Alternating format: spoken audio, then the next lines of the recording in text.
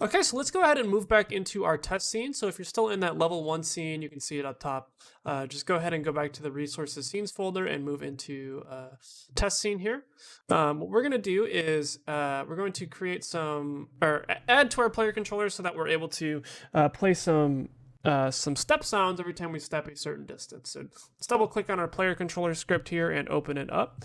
We're going to add some variables at the top here. So if we step down below our grappling boolean there and add some variables, we're going to say public audio clip, and then our square brackets here to make an array, and we're going to say step sounds, and then our semicolon.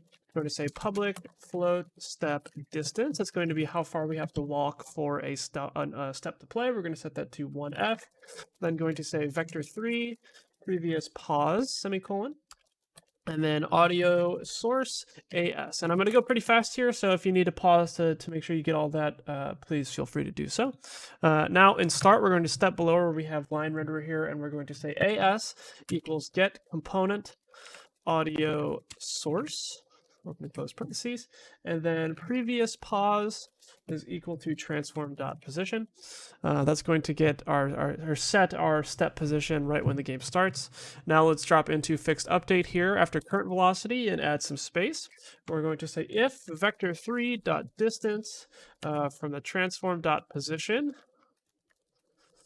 to comma previous pause is greater than step distance.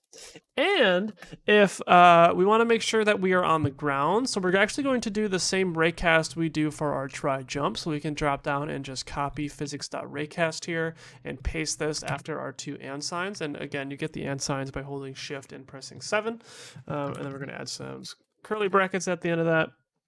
We're going to say if that's all true, as.play one shot step sounds, and then in our square brackets, random.range 0 step sounds dot length, 0 comma step sounds dot length, and then step out and add our semicolon, and then we'll say previous pause equals transform dot position. Great, so that's all the code we need to add. Go ahead and save that, and then head back to our editor. We want to go select our player prefab, so if we go to gameplay and find the player, what we're going to do here is hit add component, and then go to audio source, and add an audio source component, and then the step sounds thing should pop up. If you're on the same version of Unity as me, 2020.1.3, you'll need to click the drop down arrow and set size equal to 5. If you're on a newer version, you'll see this size thing over here on the right side. You'll click that and set that to 5 as well, and that'll give us our 5 sound slots here. Then at the top of the inspector, there's this lock icon. We're going to click on that, and that's going to lock our inspector so that our player game objects inspector stays up here while we navigate and click around on some other objects.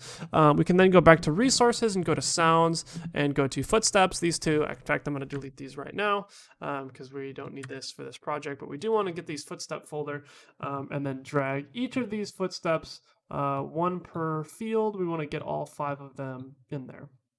Now that we've got all 5 of those assigned, if we select our player object in the hierarchy and unlock our inspector here, we'll see that all of that has updated our player in our game view as well.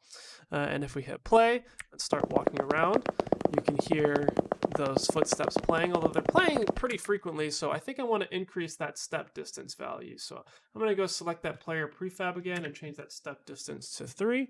And now if I hit play and start walking around, you can hear all of those at a much more appropriate distance. Once you've got all that done, go ahead and save your scene, and we can move on to bonus 2.